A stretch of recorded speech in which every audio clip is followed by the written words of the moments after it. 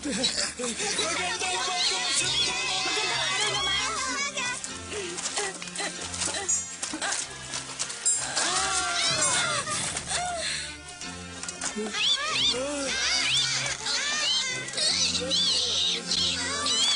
Maraming salamat.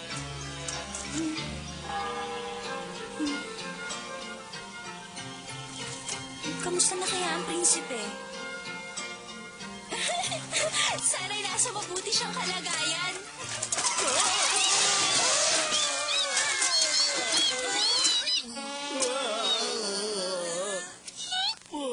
Ipagpatawad niyo. Ang pagtitipon sa palasyo. Ano, Leonard? Ano sa palagay mo? Sa palagay ko, hindi niya magugustuhan ang aking iniisip. Na napakabata mo pa upang ikaw ay mag-asawa, ganun ba? O ayaw mo lamang talikuran pa ang buhay binata na akong prinsipe? Hindi maaari. Kailangan makapag-asawa ka sa lalong madaling panahon. Nasisiguro kung maraming dalaga mapagpipilian. Pero Katulad ng anak ni Sarah na si Isabel. hindi ko pa po siya gaano kilala. Ang isa pa, hindi pa ako handang lumagay sa ganyang klase ng buhay, ama kong hari. Ipagpaumanhin po ninyo. Leonard, sandali. Kailangan sundin mo kami. Ay, siguro ngay napakabata pa niya upang lumagay sa tahimik. Subalit, yan ang kaugaliang sinusunod na natin kahit noon pa man, mahal kong Reyna. At isa pa'y kailangang may humalili na sa akin. Isang imbitasyon mula sa palasyo. Mama! Mama! Mama! Naku! Mama! Ito na marahil ang pinakamalagayan sandali ng aking buhay! Bakit? Ano ba nangyayari sa'yo, bata ka? Pwede ba sabihin mo ng maayos at na maunawaan ko? Hindi kaya masama lang ang kanyang pakiramdam? Ay, Katarina, ano ba nangyari sa'yo? Baka magtatatalong ka rin sa tuwa kung ikaw rin mismo siyang makakabasa ng imbitasyon ito mula kay Prinsipe Leonard para sa isang pagtitipon. Ha? Ano? Totoo nga sinasabi niya, Mama? Ha? At sa pagtitipong din yun, doon niya pipiliin ang kanyang mapapangasawa. Mama, kailangan natin makabili ng bagong damit. Narinig mo yon? Iniimbitahan kaming dumalo ng prinsipe para sa isang pagtitipon. Oo. Kailangang makaisip ako ng paraan. Kailangan makasal siya sa aking anak na si Isabel. Hindi siya dapat mapunta kung kanino lang. Ano naman ang gusto mong itanong sa akin, Prinsipe Leonard? Ang totoo, hindi naman ito gaano mahalaga, Isabel. Maaari ko bang malaman kung ano yun? Ibig ko lang kasing malaman kung madalas ba kayong magkasalo ng iyong ama sa pagkainan. O labis-labis ang pagsisilbi niya sa palasyo, kaya halos gabi na lamang kayo kung magkita sa inyong tahanan. Nakakamangha ang iyong mga katanungan. Naisip ko lang kasi maraming gawain sa palasyo at sa dami ng trabaho ng iyong ama, baka hindi na kayo nagkikita. Napakamaalalahanin mo pala, Prinsipe Leonard. At gusto mo ba talagang malaman kung talagang madalas akong mag-isa sa paghahaponan? Kung maaari sana, Isabel. Wala kang dapat ipag-alala kung palagi ako nag-iisa. Nasanay na akong parating walang kasama. Alam mo ba, Prinsipe Leonard, nasanay na ako na umaga siyang umaalis at gabi na akong bumabalik ng bahay. Alam ko may ibang dahilan ni Sarah. Hindi naman siya gabi umuwi talaga. Kawawang Isabel, niloloko siya ng kanyang ama. O bakit tila natahimik ka? Wala. Maraming salamat sa oras na nilaan mo sa akin. Kailangan ko nang umuwi. Magkita na lamang tayo sa pagtitipon. Pagtitipon? Ang pagtitipon? Palabiro ka talaga. Ang pagtitipon na yan ay para sa'yo. Kung saan ihahayag mo na kung sino ang iyong makakaisang dibdib. Hindi totoo yan. Huli na ang lahat, Leonard. Hindi na natin maaaring iurong ang pagtitipon. Tinutulungan ka lang namin to pa rin iyong tungkulin. Pero ama kong hari, Hindi ka na maaaring tumanggi, Leonard. Marami na ang kababayan natin ang umaasa. Balang araw ay mag-aasawa ka rin at yun ay hindi mo maiiwasan. Sa pagtitipon ay makakapamili ka ayon sa iyong kagustuhan. Ngunit kung talagang wala kang mapili, ay igagalang namin ang iyong pasya.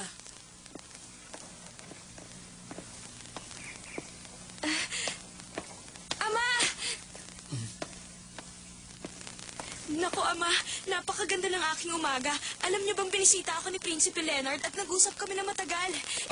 Alam kong darating ang ganitong pagkakataon. Ano ang napag-usapan ninyo? Ang totoo'y karami tungkol sa inyo, Ama. Tungkol sa akin? Nagtataka lamang siya kung bakit lagi kayong wala. Siguro naisip niya na baka kung sakaling nasa palasyo na ako, maaaring malungkot din ako. Hindi ba napakalambing niya? Hayaan mo at ipapaabot ko sa kanya ang iyong pasasalamat.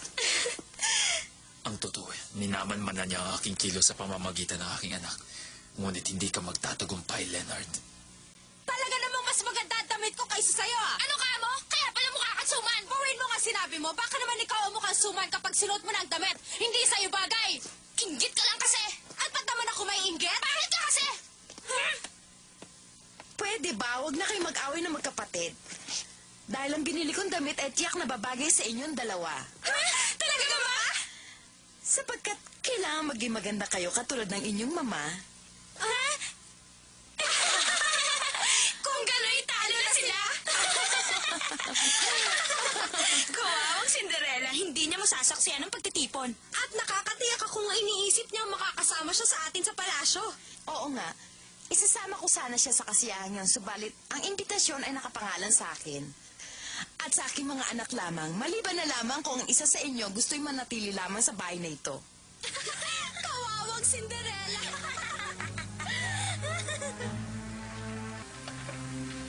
Kawawa ka naman, Cinderella. Ang ganitong gawain na hindi makatarungan. Totoo yan! Nasilip ko ang imbitasyon at nakita ko pa yung Cinderella doon! Walang kaluluwa! Huwag na kayong magalit. Ayoko din namang pumunta roon dahil wala naman ako isusuot. Pero Cinderella, At isa pa, ang mga dadalo doon ay anak ng mayayaman. Kawawa naman siya. Hindi nila kailangang mahalatang nagdaramdam ako. Gusto ko rin pumunta pero... Panoorin mo kaya din siya sa ganong kalagayan niya? Hindi na tayo kailangan umupo lang dito at pabayaan siyang maiwan. Kailangan tulungan natin si Cinderella. tama. Payag ako. Lalo ako. Sama-sama tayong tutulungan si Cinderella.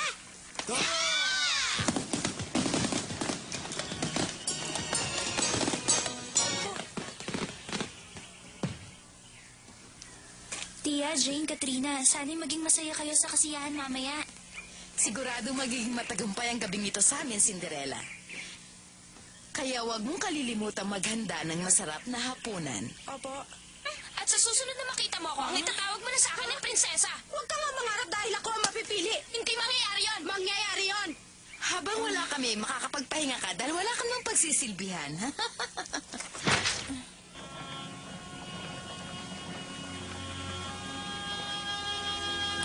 Napakapalad nila, samantalang ako'y nangangarap na maisayaw ng prinsipe. Kumiling ka lang, Cinderella. At siguradong matutupad yon. Bingo, kayo pala!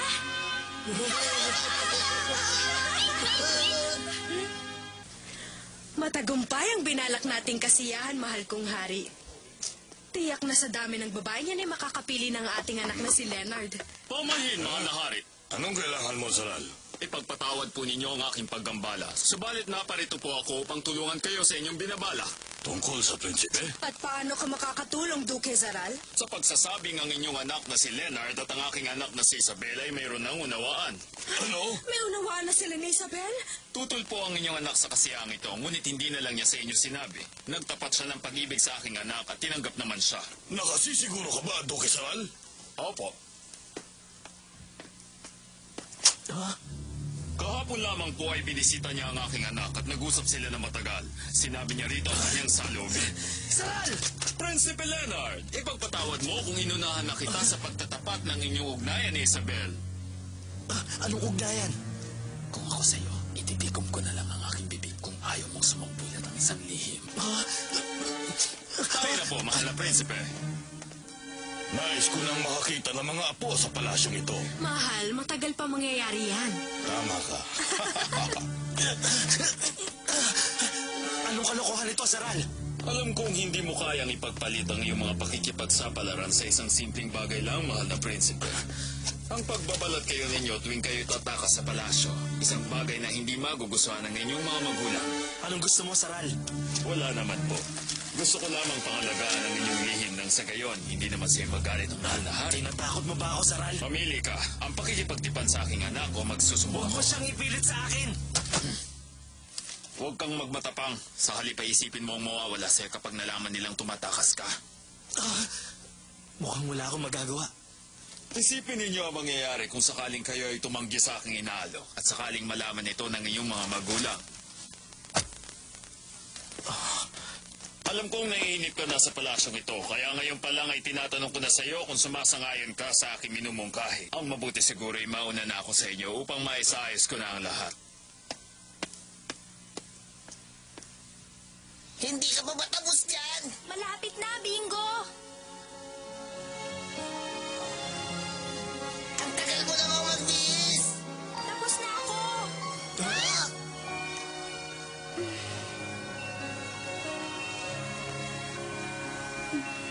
Cinderella! Ang ganda-ganda mo, Cinderella! Talaga? Bagay na bagay ang damit sa'yo, Cinderella! Salamat sa inyong lahat. Ang isipin naman natin ni kung paano ako makakarating sa palasyo. Nang makasayaw mo na si Prinsipe Leonard, di ba? Tayo na! Hindi pwede! Lumabas ka! Bakit po? Mahigpit na pinagbabawal ng hari ang sino mang pumasok na walang imbitasyon! Parang awan niyo na po. Cinderella! Ano ka na ngayon? Hindi ako basta papayag na ipagtabuyan na lang pagkatapos ng ating pagsisikap.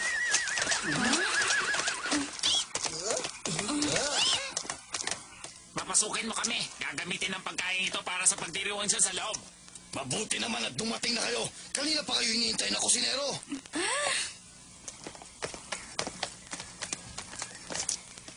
Ay, salamat. Pasensya na po kayo at nagloko ang aking kabayo. Mabuti pa siguro, Pachi. Bumaba na tayo rito. Tama ka, Cinderella. Mabuti na lang at wala nakakita sa atin. Ah, si Pachi! Nandito ako.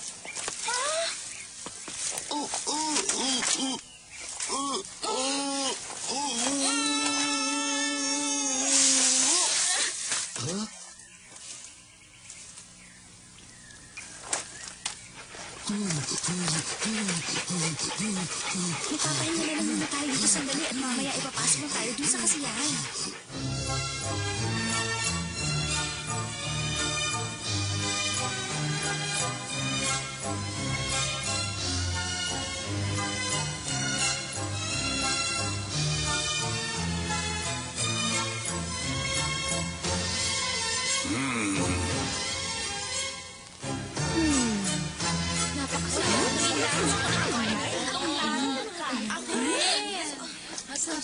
Sa ngalan ng mahal na hari at ng mahal na reyna ay malugod ko po kayong tinatanggap sa pagdiriwang na ito. Maya-maya lang po ay makakapiling natin ang ating mahal na Prinsipe Leonard. Inimbitahan po kayo rito upang makapamilya ang prinsipe ng kanyang magiging kabiyak. Ngunit sa di inaasang pangyayari, magkakaroon po ng kaunting pagbabago. Ano kaya pagbabago ang sinasabi niya, James? Siguro nakapamili ng mahal na prinsipe at yun ay walang iba kundi ako, Katrina. Mahiya ka naman sa sinabi mo. Naiinggit ka lang. Pero Leonard, hindi ka na maaaring umurong pa. Napakalawak naman ng hardin na ito. Saan kaya dito ginaganap ang kasiyahan? Hindi mo maaaring gawin yan, Leonard. Sino yun? At bakit hindi? Sapagkat kapag hindi ka nagpakita, isang malaking gulo ang mangyayari. Wala talaga sa akin. Subalit paano ka napasubo sa ganitong kaguluhan? Pero hindi ka na maaaring umurong kahit ito'y sapilit ang kasalan lamang. Sa pilit ang kasalan? Huwag kang pumayag, Leonard! Cinderella. Ang pag-iisang dibdib na walang pag-ibig ay tulad ng kadilimang walang liwanag. Bakit narito ka? Ipagpatawad po ninyo, hindi ko po sinasadyang makihalubilo sa inyo. Ang pag-iisang dibdib na walang pag-ibig ay tulad ng kadilimang walang liwanag. Ipagpatawad nyo rin po kung sakaling nasabi ko ang mga katagang yon. Tinatanggap ko ang iyong paghingi ng tawad. Huwag mo na lang uulitin.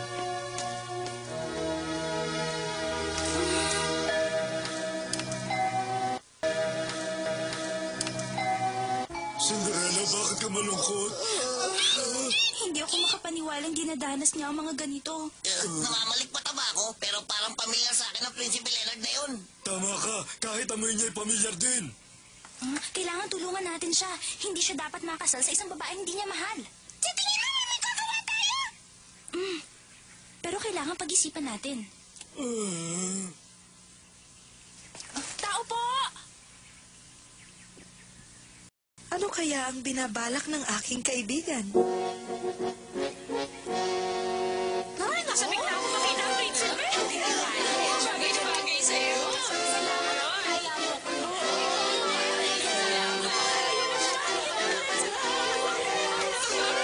Tama siya, Cinderella. Hindi ako maaaring pakasal sa isang babaeng hindi ko mahal. At hindi rin ito tama para kay Isabel. Dahil ang dapat niya makaisang dibdib ay yung din nagmamahal sa kanya. Hindi ako papayag na masupil ang kanyang ama. Hindi ko hahayaang siya ang magpahayag ng bagay na ito.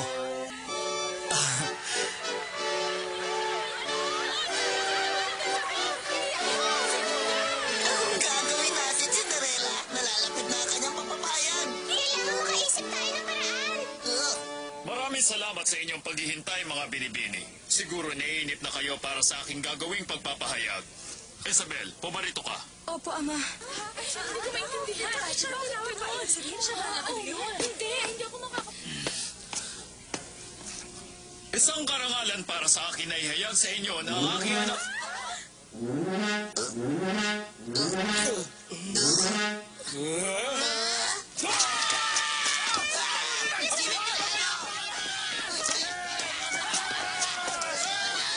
Anong kalokohan yan? Magpatugtog kayo!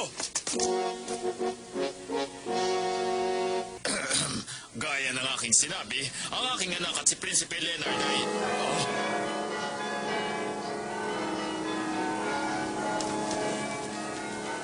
Hoy! Itigil yan! Sino ba ang gumagawa nito? Tandaan mo, Pachi, kailangan nakakatakot ka. Ako bahala, Cinderella. Tatakutin ko sila. Gaya na sabi ko, isang karangalan para sa akin ang ipahayag sa inyo na...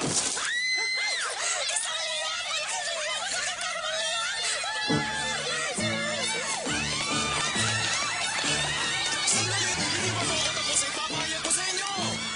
Wala na nakikinig, Ama. Pero dapat...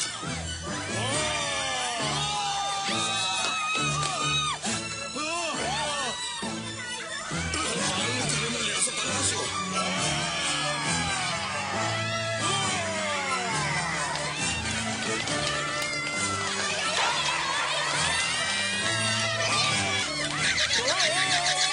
Ngayon, alam ko na kung anong binabalak ni Cinderella. Pero sa tingin ko ay kailangan ng tulong ni Pachi.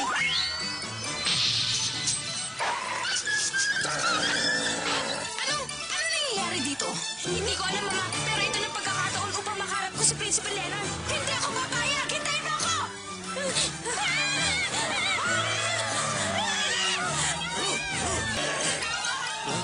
Pamilyar sa akin ang kilos ng hayop na yun. Tama si Pachi siya.